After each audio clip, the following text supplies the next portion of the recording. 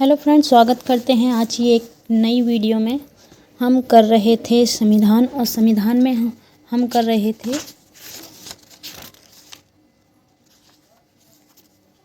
कार्यपालिका, संघीय कार्यपालिका एवं विधायिका। ये हम कर रहे थे। इसका कुछ टॉपिक तो हो गया था, लेकिन कुछ जो है रह गया था, उससे आगे का ही कराएंगे। ठीक है, जिसने भी वीडियो पीछे नहीं देखे, सारी एक लाइन से सब प्लेलिस्ट बनी हुई है और उसमें जो है प्लेलिस्ट में जाके आप एक एक वीडियो करके देख सकते हैं। और ये जो बुक है, हम घटना चक्र की बुक है, उससे करा रहे हैं और पूरी बुक जो है कराएंगे। इस वीडियो के बाद कम से कम 8-10 पेज और हैं, वो रह जाएंगे और वो जो है कंप्लीट हो जाएगी। तो ये भारतीय संविधान जो है पूरा कंप्लीट हो जाएगा संविधान की बुक से। तो आप जो है यहाँ से नोट्स बना सकते हैं। काफ़ी महत्वपूर्ण अच्छी बुक है और इसमें टॉपिक वाई और लाइनिंग, मतलब लाइन जो है दे रखे हैं। हमें शॉर्ट नोट्स भी बनाने की ज़रूरत नहीं है, क्योंकि इसमें खुद इतना शॉर्ट दे रखा है। ठीक है, चलिए स्टार्ट करते हैं। शून्यकाल, 0 आवर। शून्यकाल जो है क्या होता है? लोकसभा में प्रश्नकाल, जैसे कि प्रश्नकाल जो होता है उसके बाद, यानी कि 11 बजे से जो है 12 बजे के ठीक बाद के समय मध्याह्न, यानी कि 12 से अपराह्न 1 बजे के बीच के समय होता है। यानी कि जो है शून्यकाल जो होता है 12 बजे से 1 बजे का समय होता है, उसे ही हम जो है क्या कहते हैं? शून्यकाल कहते हैं। जिसमें संसद जो है क्या करती है? सदस्य बिना पूर्व सूचना के अति महत्वपूर्ण विषयों पर प्रश्न पूछता है। ठीक है, जो भी महत्वपूर्ण जो है विषय होते हैं उस पर जो है प्रश्न पूछता है। ज्ञातव्य है कि राज्यसभा में वर्ष 2014 में प्रश्नकाल का समय परिवर्तन कर मध्याह्न 12 से अपराह्न 1 बजे तक कर दिया गया है तथा अब वहाँ शून्यकाल प्रश्नकाल के पूर्वाह्न 11 से मध्याह्न 12 के बीच होता है। अब जो है देखो चेंज हो गया है। अब जो है क्या कर दिया है कि 11 बजे से जो है 12 बजे के बीच का काल कर दिया है। ठीक है, 1 घंटे का समय। लोक लेखा समिति के अध्यक्ष के रूप में लोकसभा अध्यक्ष परंपरा के अनुसार विपक्ष के किसी नेता को मनोनीत करता है। इस समिति में कुल सदस्य कितने होते हैं? 22 होते हैं। इसमें जो है लोकसभा से 15 सदस्य तथा राज्यसभा से 7 सदस्य होते हैं। प्राक्कलन या आकलन समिति, इस समिति में सदस्यों की संख्या 30 होती है। इसके सदस्य केवल लोकसभा से होते हैं। उसके आगे है सरकारी उपक्रम समिति। इस समिति में कुल 22 सदस्य होते हैं, जिनमें 15 लोकसभा और 7 जो है राज्यसभा से होते हैं। अनुच्छेद 85 के 2 के ख के अनुसार राष्ट्रपति लोकसभा भंग कर सकता है। ध्यान रखेंगे, इम्पोर्टेंट पॉइंट है ये। देखो, राष्ट्रपति जो है लोकसभा को जो है भंग कर सकता है। कौन से अनुच्छेद में? 85 के 2 के ख में। उसके आगे है संसद के सदनों को संदेश भेजना और संबोधित करना अनुच्छेद 86 के अंतर्गत राष्ट्रपति का अधिकार है। संविधान के अनुच्छेद 108 के तहत किसी विधेयक पर दोनों सदनों के मध्य गतिरोध की स्थिति में लोकसभा और राज्यसभा की संयुक्त बैठक राष्ट्रपति द्वारा आहूत की जा सकती है। उसके आगे भारतीय संविधान के अनुच्छेद 99 में उपबंध है कि राष्ट्रपति या उसके द्वारा इस नियमित नियुक्ति व्यक्ति संसद सदस्य को शपथ दिलवाता है। ये क्वेश्चन आया हुआ है अभी, ये देखो यूपीएससी में। उसके बाद है अनुच्छेद 110 में धन विधेयक को परिभाषित किया गया है। ये इम्पोर्टेंट है, ये पूछ लेते हैं कि धन विधेयक जो है कौन से अनुच्छेद में आता है। तो 110 में जो है धन विधेयक को परिभाषित किया गया है। भारतीय संविधान के अनुच्छेद 111 के अंतर्गत यह प्रावधान किया गया है कि राष्ट्रपति संसद के दोनों सदनों द्वारा पारित विधेयक पर स्वीकृति प्रदान करेगा या अपनी स्वीकृति रोक लेगा तथा विधेयक धन विधेयक के अतिरिक्त को पुनर्विचार हेतु सदनों को लौटा सकेगा। उसके आगे है देखो, अनुच्छेद 111 के तहत संसद के दोनों सदनों द्वारा पारित विधेयक राष्ट्रपति की स्वीकृति के बाद ही कानून का रूप लेता है। भारत में केंद्रीय बजट पेश करने की तारीख राष्ट्रपति तय करता है। उच्चतम न्यायालय के न्यायाधीशों को शपथ राष्ट्रपति दिलवाता है। ठीक है, कौन दिलवाता है शपथ? राष्ट्रपति दिलवाता है। उसके आगे है वित्त मंत्री।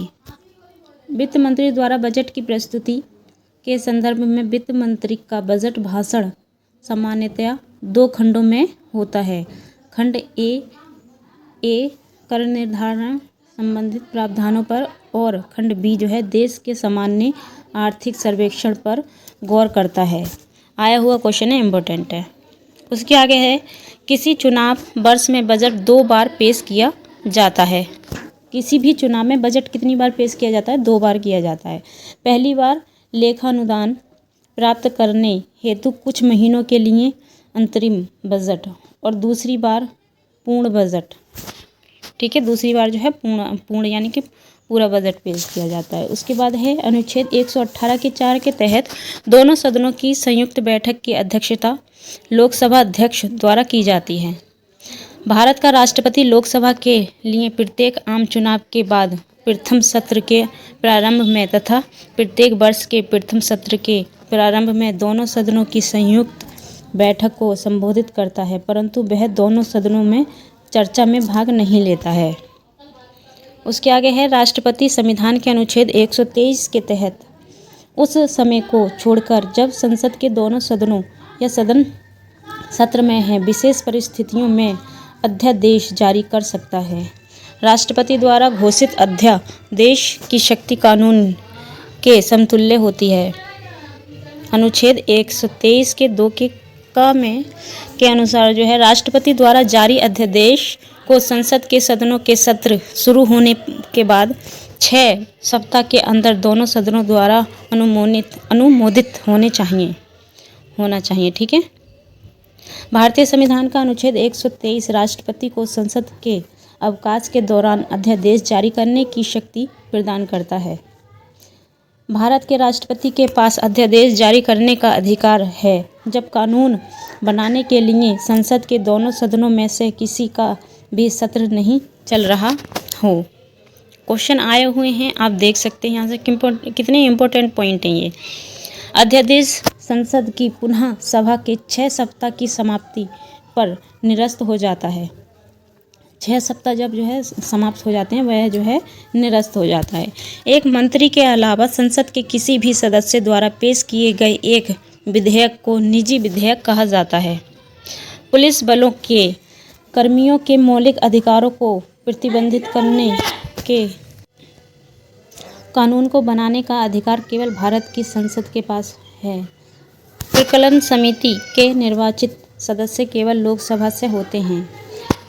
प्रकलन समिति में राज्यसभा का कोई प्रतिनिधित्व नहीं है। वर्तमान में भारत में 8 कैबिनेट समितियां कार्यरत हैं। कितनी हैं? 8।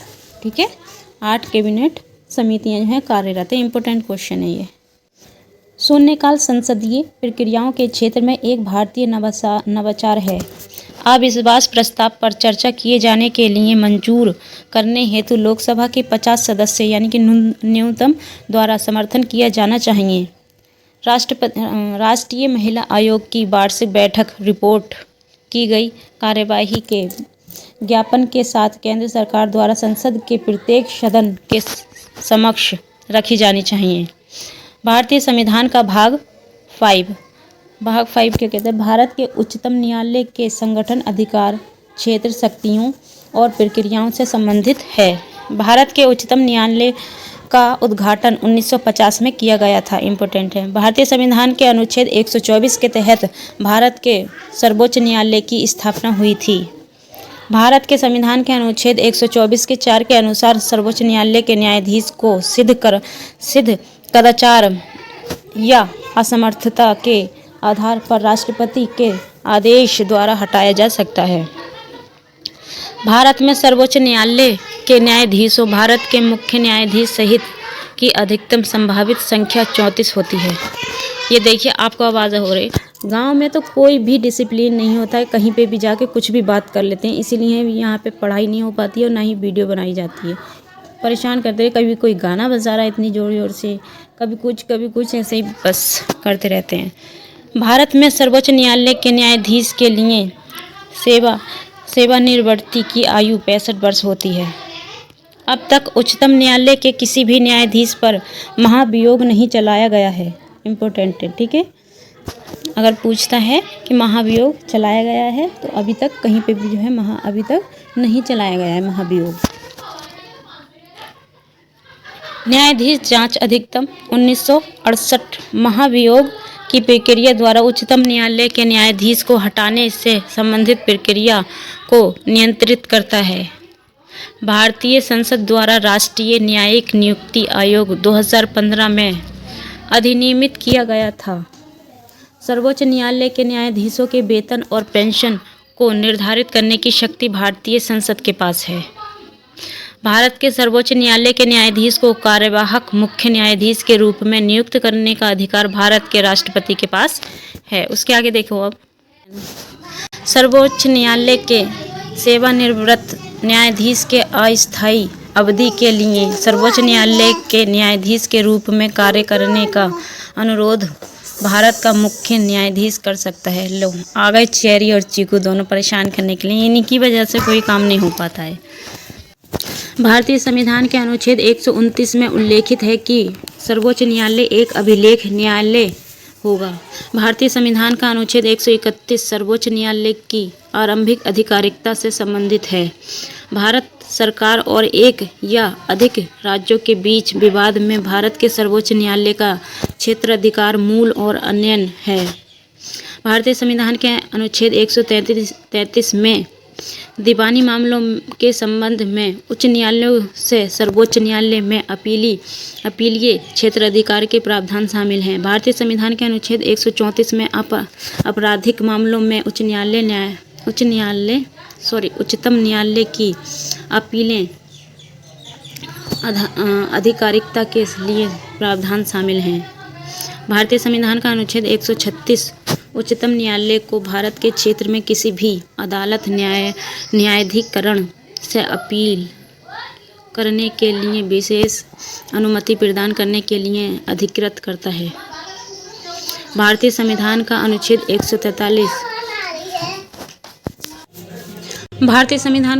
143 राष्ट्रपति को सर्वोच्च न्यायालय से सलाह लेने के लिए अधिकृत करता है। भारतीय संविधान के अनुच्छेद 143 के तहत राष्ट्रपति को सर्वोच्च न्यायालय से किसी विषय पर परामर्श प्राप्त करने की शक्ति है, परंतु उस पर परामर्श को स्वीकार करने की बाध्यता नहीं है। भारत के नियंत्रक एवं महालेखा परीक्षक संवैधानिक पदाधिकारी को सार्वजनिक कोष पब्लिक पर्स का संरक्षक कहा जाता है। भारत के नियंत्रक एवं महालेखा परीक्षक के वेतन और अन्य सेवा शर्तों को निर्धारित करने का अधिकार भारतीय संसद के पास होता है। नियंत्रक एवं महालेखा परीक्षक का वेतन उच्चतम न्यायालय के न्यायाधीश के बराबर होता है। अपील के उच्चतम न्यायालय के रूप में ब्रिटिश प्रिवी काउंसिल को भारत के उच्चतम न्यायालय द्वारा प्रतिस्थापित किया गया था। राष्ट्रपति संविधान के अनुच्छेद 155 के अनुसार राज्यों के राज्यपाल की नियुक्ति करता है। कौन करता है? राष्ट्रपति। कौन से अनुच्छेद में? 155 के। संविधान के अनुच्छेद 160 के तहत राष्ट्रपति आकस्मिक या असाधारण परिस्थितियों में राज्यपाल के कृत्यों के निर्वहन हेतु उपबंध कर सकता है। अनुच्छेद 164 के वन के अनुसार राज्यों के मुख्यमंत्री की नियुक्ति राज्यपाल द्वारा की जाती है तथा अन्य मंत्रियों को नियुक्त राज्यपाल मुख्यमंत्री की सलाह पर कर सकता है।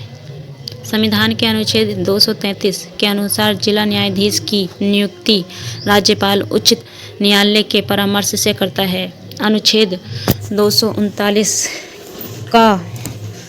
का और 5 के तहत दिल्ली संघ राज्य के क्षेत्र तथा संघ राज्य क्षेत्र सरकार अधिनियम 1963 के तहत पुडुचेरी संघ राज्य क्षेत्र के मुख्यमंत्री की नियुक्ति राष्ट्रपति करता है तथा अन्य मंत्रियों की नियुक्ति राष्ट्रपति मुख्यमंत्री की सलाह पर करता है तथा मंत्री राष्ट्रपति के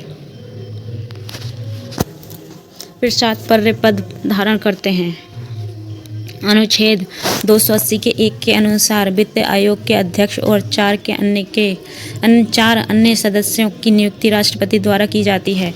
भारत की समेकित निधि में ये राज्यों के राजस्व में सहायता अनुदान को शासित करने के सिद्धांतों पर वित्त आयोग राष्ट्रपति को सिफारिश करता है।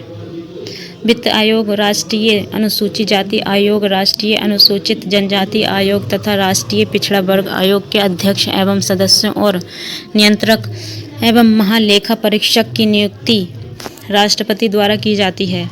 भारत के राष्ट्रपति में यद्यपि समस्त कार्यपालिका शक्ति निहित होती है, परंतु वह शासन का मात्र औपचारिक प्रमुख होता है और वास्तविक रूप से शासन संचालन प्रधानमंत्री के नेतृत्व में मंत्रिपरिषद द्वारा किया जाता है, जो कि लोकसभा के प्रति उत्तरदायी होती है। संसद के लिए राष्ट्रपति का अभिभाषण केंद्रीय मंत्रिमंडल तैयार करता है, क्योंकि वास्तविक कार्यपालिका शक्ति केंद्रीय मंत्रिमंडल में निहित है। भारत का राष्ट्रपति निर्वाचित होता है और ब्रिटेन का राजा वंशानुगत अतः दोनों भिन्न हैं। भारत का राष्ट्रपति नाम मात्र का कार्यपालिका प्रमुख है, जबकि अमेरिका राष्ट्रपति वास्तविक कार्यपालिका प्रमुख है। स्वतंत्र भारत के प्रथम राष्ट्रपति डॉक्टर राजेंद्र प्रसाद थे। डॉक्टर राजेंद्र प्रसाद बिहार राज्य से थे।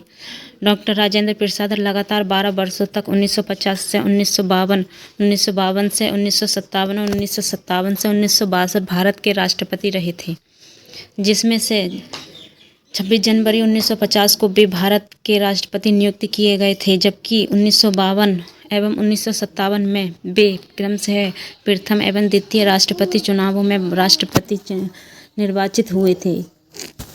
एवं संजीव रेड्डी सर्वसम्मति के निर्विरोध भारत के राष्ट्रपति चुने जाने वाले एकमात्र व्यक्ति थे। Doctor Rajendra Prasad, Fakhruddin Ali Ahmed, Neelam Sanjiva Reddy, Giani Zail Singh, doctor APJ Abdul Kalam, Shrimati Pratibha Devi Singh Patil, Pranab Mukherjee और रामनाथ कोविंद ऐसे राष्ट्रपति हैं जो उपराष्ट्रपति पद पर आसीन नहीं रहे। उसके आगे है भारत के दूसरे राष्ट्रपति 13 मई 1962 से भारत के दूसरे राष्ट्रपति 13 मई 1962 से 13 मई 1967 डॉक्टर सर्वपल्ली राधाकृष्ण को दार्शनिक राजा अथवा दार्शनिक शासक के रूप में जाना जाता है। भारत के प्रथम उपराष्ट्रपति डॉक्टर सर्वपल्ली राधाकृष्ण थे। भारत के चौथे राष्ट्रपति BB गिरी 1969 से 1974 ट्रेड यूनियन आंदोलन से संबद्ध रहे थे। भारत के व्यक्ति अनुसार 11वें राष्ट्रपति 2002 से 2007 डॉक्टर APJ अब्दुल कलाम को मिसाइल मैन कहा जाता है की संज्ञा दी गई थी। डॉक्टर APJ अब्दुल कलाम राष्ट्रपति बनने वाले प्रथम वैज्ञानिक एवं गैर राजनीतिक व्यक्ति थे। जस्टिस M हिदायतुल्लाह ने 20 जुलाई 1969 से 24 अगस्त 1969 के दौरान कार्यवाहक राष्ट्रपति के रूप में कार्य किया था। 25 जुलाई 2007 को प्रतिभा पाटिल ने देश के व्यक्ति अनुसार 12वें राष्ट्रपति के रूप में शपथ ग्रहण की। प्रतिभा पाटिल भारत की प्रथम महिला राष्ट्रपति थी। डॉक्टर जाकिर हुसैन 6 जुलाई 1957 से 11 मई 1962 तक बिहार के राज्यपाल, 13 मई 1962 से 12 मई 1967 तक भारत के उपराष्ट्रपति और 13 मई 1967 से 13 मई 1969 जबकि उनकी मृत्यु हुई तक भारत के राष्ट्रपति रहे थे, जब तक उनकी मृत्यु नहीं हुई थी। जाकिर हुसैन जामिया मिलिया कॉलेज के प्रिंसिपल एवं शिक्षा शास्त्री थे। जाकिर हुसैन, ठीक है। ब्रिटिश वास्तुकार एडविन ल्यूटियर्स और राष्ट्रपति भवन को डिज़ाइन किया गया था। संविधान के अनुच्छेद 66 के बन के तहत उपराष्ट्रपति का निर्वाचन संसद के दोनों सदनों के सदस्यों से मिलकर बनने वाले निर्वाचक मंडल के सदस्यों द्वारा अनुपातिक प्रतिनिधित्व पद्धति के अनुसार एकल संक्रमणीय मत द्वारा होता है। भारत का उपराष्ट्रपति राष्ट्रपति के पश्चात भारत का द्वितीय उच्चतम प्रतिष्ठित पदधारी है। भारतीय संविधान के अनुच्छेद 64 तथा अनुच्छेद 89 के बन के अनुसार उपराष्ट्रपति राज्यसभा का पदेन सभापति होता है और अन्य कोई लाभ का पद धारण नहीं करता है। संविधान के अनुच्छेद 67 ख के अनुसार उपराष्ट्रपति को राज्यसभा के ऐसे प्रस्ताव के द्वारा अपने पद से हटाया जा सकेगा जिसे राज्यसभा के तत्कालीन समस्त सदस्यों के बहुमत से पारित किया है और जिससे लोकसभा सहमत है। डॉक्टर एस राधाकृष्ण 1949 से 1952 तक यूएसएसआर तत्कालीन सोवियत संघ में भारत के राजदूत थे। बीबी गिरी 1947 से 1951 तक सिलोन यानी कि श्रीलंका में भारतीय उच्च आयुक्त के पद पर थे। के.आर. नारायण भी चीन में राजदूत रहे।